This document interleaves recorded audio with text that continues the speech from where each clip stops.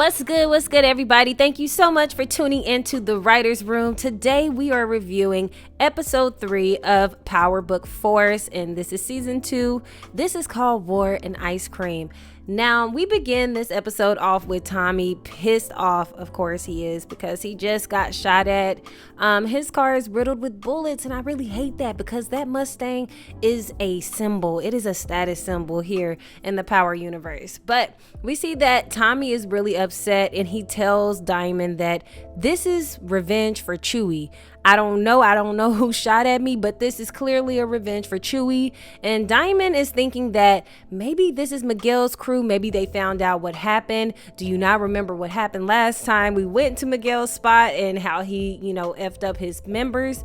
Now, Tommy is pretty sure that this is for Chewie, and of course, in true Tommy fashion, he tells Diamond that he can be diplomatic and he'll be friendly to Jannard, but Jannard was supposed to put a lid on it and he didn't. Now, when Tommy goes to visit Jannard, you can see the look on Jannard's face that this is a complete surprise to him and that his crew did this unbeknownst to him. This is why Tommy is so upset, not only because he just got shot at, but because a little girl was taken out in the process of someone trying to target him. And Jannard is completely lost to it all. Jannard is hurt by the little girl conversation, but he just gotta stick with it. Tommy tells Jannard that the only way to handle the situation is to take out the guy that took out the little girl, because that is the way that it's handled in streets. Innocent blood is not to be spilled, especially when it is a child that is involved. And of course, Jannard tells him, okay, I'll do it. Tommy basically threatens him and says, you better or you will be next. And we know Tommy is going to keep his promise. And you guys know that we cannot have a Power episode without having the infamous Power sex scenes. This was actually calmed down from what we normally see with Power. I would actually like to see an episode without sex scenes. But anyways, Diamond is still messing with his old CO from when he was in prison. And he actually offers her a proposition of distributing drugs within the prison system. And at first, she goes off and she's like, how could you think this, blah blah blah? But then she's like, I'm just messing with you. Of course I'll do it. She already knows how to do it. She knows how the process goes, and she has the people to do it. So we see later on in the episode how she goes about distributing these drugs and what that causes for Diamond and Tommy. For this next scene, we see Stacy, and she's holding a press conference, basically announcing that she has the task force that she needs in order to clean up the streets. This happened after the innocent life of that young girl was taken. And you see Jannard is trying to correct his wrongs and fix what happened within his organization. Jannard is asking around, where is Kane at? Where's Kane? But people are not talking. And you can see Jannard is starting to get really frustrated because it looks as though everyone around the neighborhood, including his own team, is up against him in this matter, because at the end of the day, Tommy is the outsider here causing all of this trouble. In their eyes, Tommy is the reason why that young girl was taken out. We do get JP and we see D-Mac. D-Mac has a real resentment for JP, and I really love this episode because you see a lot of relationships heal up. D-Mac has this attitude about him towards JP because JP was never around as a child, and we know JP's story is that, he was homosexual and was basically banned out. He felt like he was banned out of the neighborhood and out of his child's life, which was not the case, but D-Mac still holds that over his head. So it's interesting to see how their relationship does build over this episode. And we get Tommy coming in, and Tommy is pissed off still. He's more so just concerned and cautious with JP and D-Mac. This is his family after all. So he's letting JP and D-Mac know, hey, be on guard. I just got hit up. And of course, D-Mac is like, where is my gun? Where is my gun? But his uncle Tommy is not going for that. That's one thing that Tommy holds dear, and that is protecting children as much as he can. And D-Mac, in this case and in Tommy's eyes, is still a child. We see that JP hides the gun inside of a dresser, and we know that later on in the episode, D-Mac is gonna grab that gun. And moving along to the next scene, we see Stacy. I really love the cinematography of this scene. It just felt so fluid. Everything was going so fast, and you could see the camera just following everybody as they talk. I absolutely love when scenes are drawn out like this, but I know it took days to film. But we see that Stacy is talking about the task force, and they're going over what may have happened to that child and why she got hit. And they know that Tommy was the target, that blue Mustang was the target, and we know that Tommy has that blue Mustang. Now they are waiting for CPD, Chicago PD, to get to the office because Chicago PD is supposed to cooperate with them. She chose her husband, the lieutenant, to lead the charge of cooperating with the U.S. attorneys and finding out what's going on with the streets and cleaning up the streets, aka getting Tommy off of the Chicago streets.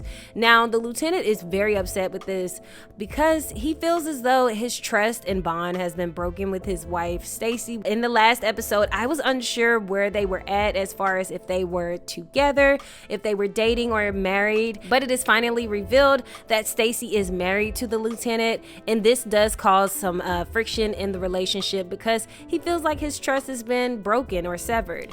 Now in the next scene, we get Tommy's crew and they are just, doing what they supposed to do. They're getting ready to ship off all of their drugs over to the prison system, but you see that Tommy gives his crew a call and lets them know, hey, Jannard is supposed to be taking out one of his own, and I want you to keep an eye out on him until the deed is done and let me know if he does not do it, because I will complete it myself and then take Jannard out. And he gets off with just enough time to text your girl Maria and try to get at her, and she slowly started texting him and then stopped texting him.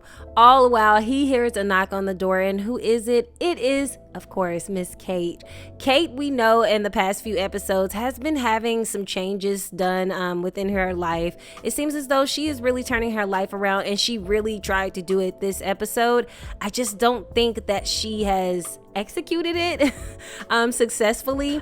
Tommy wants to hear exactly what you did and why you did it. Not only be remorseful for what you did, but also understand the reasons why you did what you did, so that I can get that closure, I can get clarity and know that it's not my fault. And Kate was unable to give a clear and concise answer to Tommy's request. And of course, Tommy just kept throwing it in her face, and he even mentioned something about ice cream, which I did notice that D-Mac actually had a necklace on that said ice cream, and also this episode was called War and Ice Cream, but of course Tommy mentioned ice cream, so I don't know if ice cream is in reference to Tommy and D-Mac, if this is foreshadowing something with D-Mac. Hopefully not, because I have really come accustomed to liking him. But anyways, as we move on to the next scene, we briefly go into Diamond's barbershop and we see one of Tommy's henchmen come out, and we know that he is heavily associated with CBI. We see that the older gentleman at the barbershop does give him a hint not to act too crazy or talk too crazy, because Diamond's PO is still right there. He's getting his haircut, and you can see that he kind of moves his ear as a way to signal to Tommy's homeboy, and as you can see, he switched up how he was talking, like yes sir, no sir. So the PO kind of caught wind to that and told Diamond, yeah, you should be more in the community, Diamond, and maybe give out free haircuts. He's trolling Diamond at this point. Next, we transition over to the Flynns. You see they're having a conversation briefly talking about Claudia and how she wouldn't give up any passwords, that it's been a hassle trying to transition the power back to her brother. You can tell that Papa Flynn does not care. Why? Because he had something else in mind. It does seem that Claudia, when she got home to her apartment was raided. Her safe was raided and everything was taken, her jewelry, her money, and she knows that it was her dad. And of course, Papa Flynn is like, you take from me, I take it back. So Claudia is increasingly getting pissed off with each episode. It seems like her and Jannard can't catch a break. Speaking of your boy Jannard, we have him in the next scene. He's going to meet up with Shanti. We know that Shanti is pretty much like the connection between everybody. She works over at the boxing gym, and that is how she connects with all of the crew. Jannard goes to Shanti to ask where LeKay is at. Shanti is not. She's kind of hesitant with giving up that information, but after he throws out the, F-bombs to her, she kind of feels away because we know that Jannard and Shanti have a thing going on. So I think she felt guilty for taking up for LeKay, and she did end up giving up that information and telling him where LeKay is located at, which is at his grandmother's house. Going back to Walter and Vic, we see that they are meeting up with the pharmaceutical company, or the guy that owns the pharmaceutical company, and he's a racist pig. But you can see this really does strike a nerve with Vic, and Vic is just boiling under his skin because Gloria is black. And of course, the pharmaceutical man is just like, make sure that you get this out to the south side because we know nobody cares about those monkeys. So this does strike a nerve with Vic, but he was able to hold it together, because we know that from the first episode, Vic is planning on betraying his family, and I can't wait to see the day of that. Now, in the next scene, we get Miguel. Miguel contacts Diamond and Tommy and tells them to come to the spot. Now, when they get there, they're shaking in their boots because they're like, okay, we kind of just robbed this man blind, and he's calling us over here, and he's calling us over to the spot where he tortures people. And we found out that Miguel is like, yeah, I found out who played me and who betrayed me. And he gets the two men, his two homeboys, his right-hand man. He gets them, and I mean, he does some serious dirt to them. He places their hand inside of like this ice freezer. I'm gonna guess it's like liquid nitrogen. And basically freezes their hand up and then cracks it. It was so disgusting, but all at the same time I didn't want to turn away. But Miguel, I think, has a suspicion that Tommy and Diamond may have gotten over on them, but he can't be all too sure. He just knows that the only people that knew about the drop were the people that he took to the torture chamber. And then Diamond and Tommy, when they're leaving, they talk about it, and Tommy is reassuring Diamond that he does not know, otherwise we would have been there in that torture chamber. I thought it was just so funny seeing Tommy drive off in this truck. I mean, it just doesn't even feel right. Should we even call this Power without the blue Mustang? Anyways, we briefly see in the next scene exactly how the CEO is moving all of this product in the prison. And you see that there is a woman coming to visit an inmate, probably her boyfriend, and she goes to the bathroom. CO lets her, and she ends up coming out those same product, the same drugs that Tommy's henchman was putting inside of the rubber. She ended up having it and putting it inside of popcorn, and then he ate it, he consumed it. Then we see how the product is being moved, and it's being moved by the people working in the cafeteria. They're just placing some of the drugs underneath the plates of the inmates, and you can see that they are somehow stepping onto the territory of someone else, and that someone else was pissed off when he realized this is not our stuff and those are not our people. So later on in the episode, we do see that there was a drug bust that happened with Diamond's people, and all of his drugs were confiscated. So you know he got to hit back hard when it comes to that. Meanwhile, Tommy is still trying to figure out who was the one that took out Liliana. This has been Tommy's entire mission since episode 1 of season 2, is to find out who took out Liliana and get revenge for her. Now we do see that visiting Walter Flynn, Walter would not give up any information, and he said, I don't know how you handle your own, but over here. And that led him to believe, because we know Walter is not loyal to his people, he does not give a damn about his people. So Tommy's like, bet, okay, this must be Claudia. So, and you can see later on when he meets up with Claudia that he knows it's Claudia. He just doesn't have proof. And you know, Tommy, he at least wants proof before he takes you down. Moving on to the next scene, we show Lil Kay's grandmother. She is in her garden, and you see the lieutenant coming to visit her, basically to give a warning to Lil Kay that you've messed with some really dangerous people, and I can protect you, but you have to come with me. You have to cooperate with me. The grandmother is not here for it, and neither is Lil Kay, but we all know that this is a mistake at the end of the day, and at the end of the episode, why Lil Kay should have just gone with the lieutenant. Now, going back to JP and Kate is making a cake for D-Mac, and she completely, this is so funny that she thought that the Bears were a baseball team and they're actually a football team. And JP lets her know it's the thought that counts, and that reminds her, oh, let me make amends with JP. Let me try to get right with one son. But she ends up making it worse because JP wanted to know, why did you not want me at all? Why did you get me up? And he ended up coming up with his own conclusion that it was because he was black. And of course, Kate is completely speechless because she knows that is the reason as well. And once again, she digs herself a deeper hole with her sons. In the next scene, we have Jannard finally seeing Lil Kay at his grandmother's house, and he is ready to, send Lil Kay upstairs because he went against his order, direct orders, and Lil Kay is still disrespecting Jannard. But luckily, his grandmother came out and offered cookies just to let Jannard know that she's seen his face and that he has seen hers. So if you want to take out my grandson, you're gonna have to take out his grandmother too. I mean, hey, power up to you, lady, but that would not be my mission in life, was to, go out with my grandson because he wants to do dumb stuff.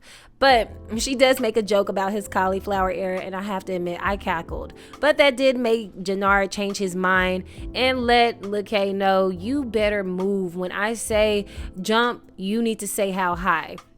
Now, when he's exiting, he does see Tommy's henchmen out, and he knows what that means. He knows that at some point he's going to have to take out Lil Kay or deal with Tommy. Now, this was a really beautiful scene of Kate. She's at her AA meeting, and I didn't notice, but she said 10 days as I was watching this the second time. But that is an amazing feat for her. I love that she was able to accomplish that. But this scene also was kind of eerie because it gave me a feeling that Kate might be going out pretty soon. I'm hoping that's not the case, but we all know when they spend a lot of time on a character that they've never really spent time on, that it's a possibility that they are going home, and I mean home upstairs to God, pretty soon. And I'm hoping that's not Kate, but Kate did, in her own words at this AA meeting, apologize and make amends with JP and Tommy, although she was not able to articulate those words to them in person. Now, going back to the prison, you see your boy, he is really talking his big stuff. He owns the prison pretty much. And Diamond sent his lawyer out to shake him up and ask him to collaborate with him on this prison drug system ordeal. And he declines it. But we know that later on, the CO that Diamond is smashing ends up basically planting a drug on him and letting him know, I can rat you out and then you'll be sent to another prison, and the wheelchair would be the least of your worries. So he ends up backtracking and decides to collaborate with Diamond. So this is good news for Diamond and Tommy. They can continue to make more money within the prison system in their new venture. Speaking of Diamond, he comes out of the barbershop with the young man, or the young boy that was speaking at the press conference over Stop the Violence for that killing of the young girl. And Diamond is in awe of this young kid because he's bright. He's not a part of the streets. He has his head on straight. But when homeboy walks out and cuts that corner, you see a bunch of people come over, a bunch of guys from a gang, and they're basically, saying that you think you're better than us, you're not better than us, you trying to, rat on us in the hood. And we all know that that's one of the reasons why people don't snitch, because unfortunately innocent people are counted in that rule or policy that is supposed to be the street code of not snitching. And at the end of the day, I'm an innocent. I just want to live here in this neighborhood without worried about getting shot. And of course, Diamond comes out and he sees this. He stops them, thankfully. But he does tell the young kid that you need to make sure that you can defend yourself. I know you're not with violence, but sometimes you got to take it there with people. So I think that he's definitely going to create a monster out of this kid. And I'm hoping in a good way. I'm sorry, y'all, but this part was so funny to me. Jannard is down bad. Jannard is down bad. I repeat, Jannard, he's going out sad in this season. It is clear that Jannard cannot get a handle on this Serb situation. He can't get a handle on the Tommy situation. He just should have really squashed things with Tommy and Diamond instead of splitting up, because he cannot afford anything. The Serbs have come and they have confiscated his car, took the Lambo. And so he ended up calling Lil Kay, and we know, I was wondering the first time when I was watching this, why would you call Lil Kay? He's the one that got you into all of this trouble with Tommy. But then I realized, okay, he actually plans on taking out Lil K. Like, there was no doubt about it that Lil K was going to go that night.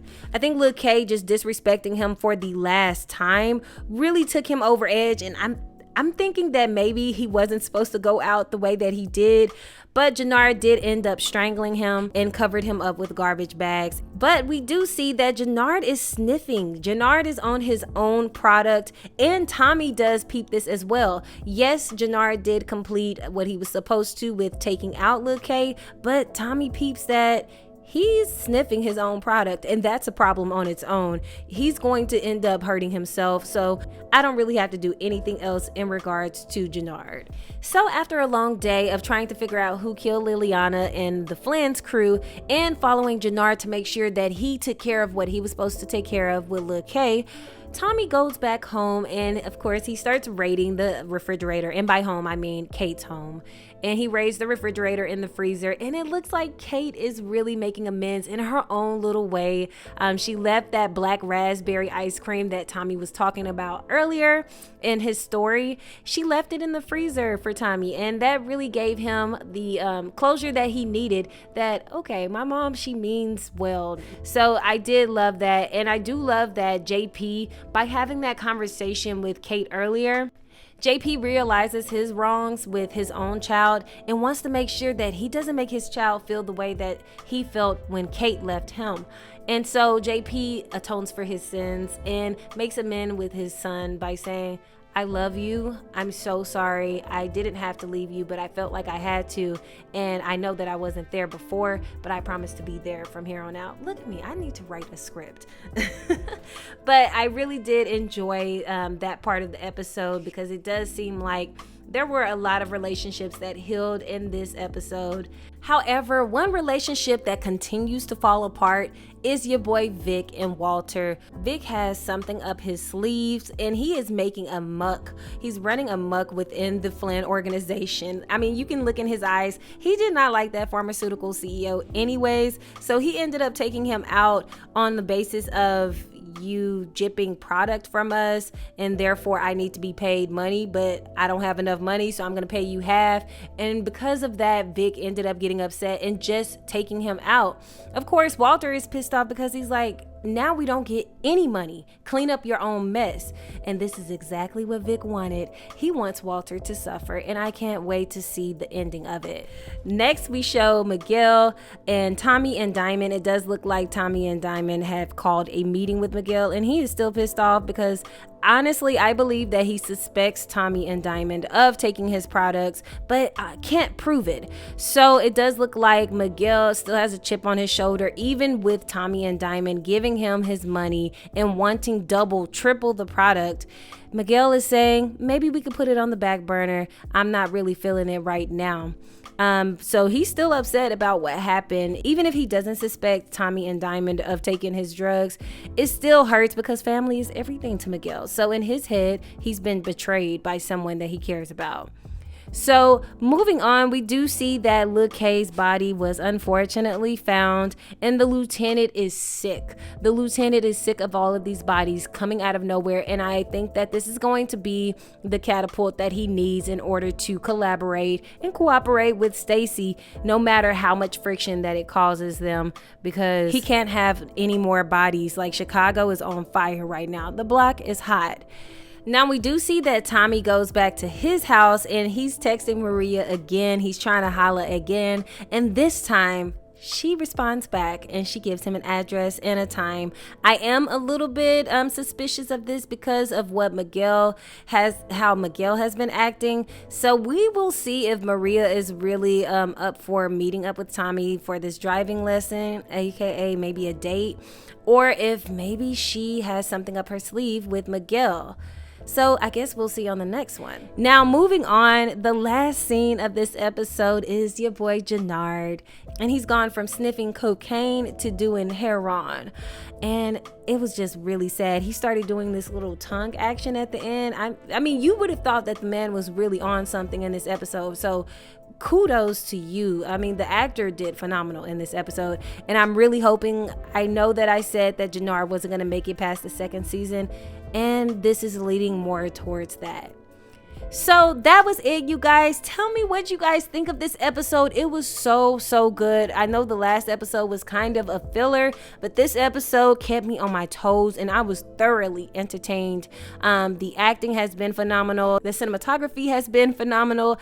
I'm very excited actually to see the rest of this season. Tell me, you guys, what you think of Tommy's character. Is he ever going to make a move on Claudia with Liliana? And do you think that Miguel knows about Tommy and Diamond's plan and how they executed taking away his drugs and taking his products? Let me know down in the comments, and I'll talk to you next time on The Writer's Room.